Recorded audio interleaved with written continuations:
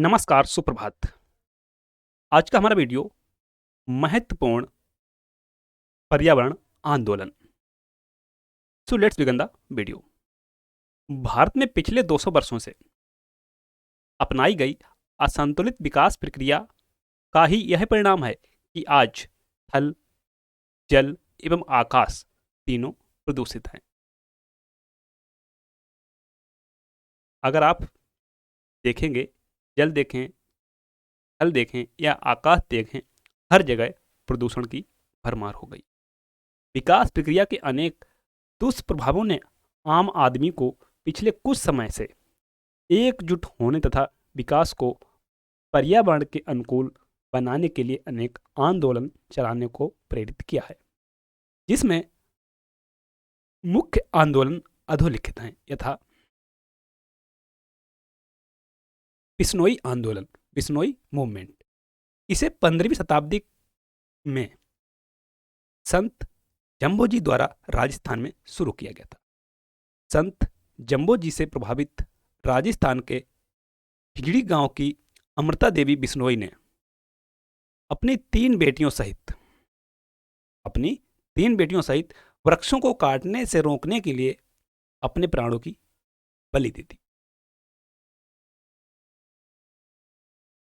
इसी क्रम में देखते देखते हिजड़ी गांव के कुल 363 लोगों ने अपना बलिदान दिया। बिश्नोई आंदोलन सबसे पहले जान लेना कहां से संबंधित है, राजस्थान से। बाद में जोधपुर के महाराजा अजीत सिंह ने पेड़ों को काटने का आदेश वापस, जिससे वनों की कटाई बंद कर दी गई। आगे चलकर इस आंदोलन ने भारत में अनेक लोगों को चिपको आंदोलन के लिए प्रेरित किया। अर्थात चिपको आंदोलन किससे प्रभावित था? बिश्नोई आंदोलन से। चिपको आंदोलन, चिपको मूवमेंट। इस आंदोलन के प्रणेता श्री चंडी प्रसाद भट्ट हैं।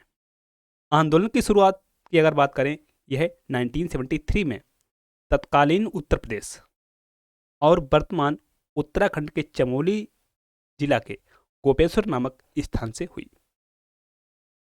वर्तमान में कहां पर है? उत्तराखंड में। और जब एक हुआ था मूवमेंट तो उस समय उत्तराखंड नहीं हुआ करता था। इसमें आंदोलनकर्ता पेड़ों से चिपककर उन्हें कटने से बचाते थे। यहां से प्रश्न बना है यूपीपीसीएस 2012 में। श्री सुंदरलाल बहुगुणा चिपको आंदोलन के प्रणेता श्री चंडी प्रसाद भट्ट के प्रमुख सहयोगी थे।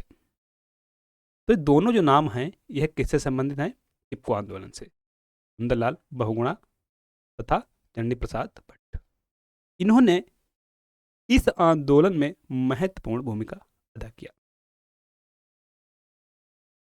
ध्यातव्य कि चिपको आंदोलन के प्रणेता के प्रश्न में विकल्प में चंडी प्रसाद भट्ट के न होने पर आयोगों द्वारा श्री सुंदरलाल बहुगुणा को प्रणेता माना जाता है। बाद में इस आंदोलन का कार्यक्षेत्र और व्यापक हो गया और इसके सूत्रधारों ने समग्र रूप में पर्यावरण की रक्षा का बीड़ा उठाया। श्री सुंदरलाल बहुगुणा टिहरी बांध आंदोलन के जनक हैं। साइलेंट घाटी आंदोलन। इस आंदोलन की शुरुआत 1973 में केरल के कुंतीपुज नदी पर बनाए जा रहे कुद्रेमुख जल विद्युत परियोजना के विरोध में किया गया था। जैव विविधता के भारी हानि की संभावना के चलते इस परियोजना को स्थगित कर दिया गया। कालांतर में 1985 में इस घाटी को साइलेंट वैली राष्ट्रीय पार्क पालक्काड जिला केरल घोषित कर दिया गया।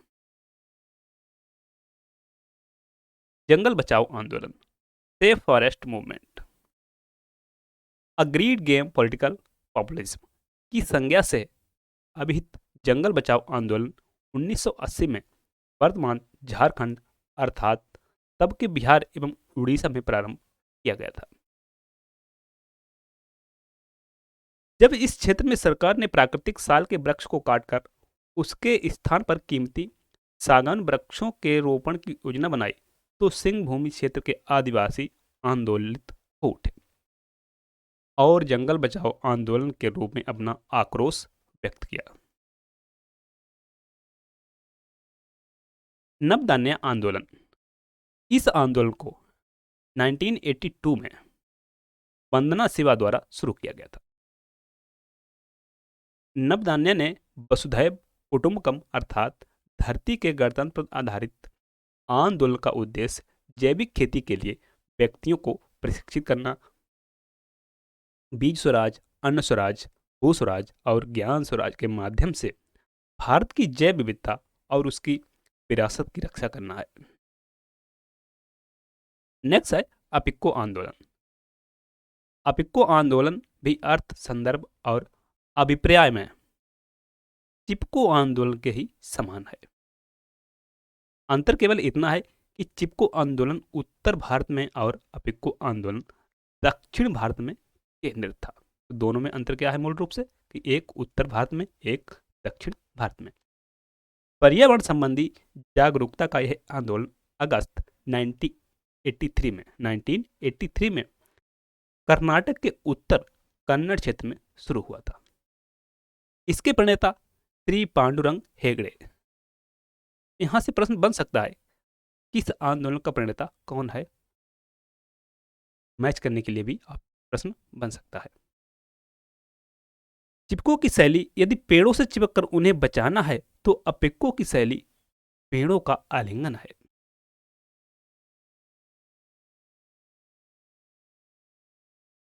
आंदोलन का नारा है उलिसु बेलेसु मत्तु बलिसु अर्थात बचाओ बचाओ और काम में लाओ। इस आंदोलन में भी चिपको आंदोलन की तरह पेड़ और मनुष्य के जैविक, सांस्कृतिक और ऐतिहासिक रिश्तों के साथ आर्थिक रिश्तों पर भी जोर दिया गया है। अगला आंदोलन है नर्मदा बचाओ आंदोलन। नर्मदा बचाओ आंदोलन, सेव नर्मदा मूवमेंट। इस आंदोलन की शुरुआत किसने की थी? मेधा पाटेकर ने 1989 में। इसका उद्देश्य नर्मदा नदी के ऊपर बनाई जा रही बहुउद्देशीय बांध परियोजना को पर्यावरण मानकों को स्वीकृत कराना था। इस आंदोलन के अन्य नेतृत्वकर्ता में अरुंधति राय, बाबा आमटे एवं अनिल पटेल की महत्वपूर्ण भूमिका थी। ध्यातव्य है कि वर्तमान में यह आंदोलन मंद पड़ चुका है। अगला है मैती आंदोलन। सन 1994 कल्याण सिंह रावत ने उत्तराखंड के निर्वनीकृत पहाड़ों को पुनः हरा भरा करने के लिए मैती आंदोलन चलाया। यह आंदोलन उत्तराखंड की महिलाओं पर आधारित है। उत्तराखंड की क्षेत्रीय भाषा में मैती का अर्थ है मायका अर्थात माँ का घर। इस आंदोलन में कुंवारी कन्याएं पौधों की बेरन सैपलिंग तैयार करती हैं तथा विवाह की तिथि के दिन किसी निर्धारित वन क्षेत्र में स्मृति के रूप में इसका रोपण कर देती हैं। इस आंदोलन के प्रणेता कल्याण सिंह रावत ने ग्वालदम के एक गांव में वहां की कुंवारी कन्याओं को संगठित करके इस आंदोलन का शुभारंभ किया। कालांतर में यह संगठन लोकप्रिय होता गया और अब उत्तराखंड के अधिकांश क्षेत्रों में मैती संगठन की हजारों शाखाएं कार्यशील हैं। इस संगठन का अपना कोष होता है जिसे वृक्षारोपण पर खर्च किया जाता है। मैती संगठन की अध्यक्षता को बड़ी दीदी के नाम से संबोधित किया जाता है। थैंक्स।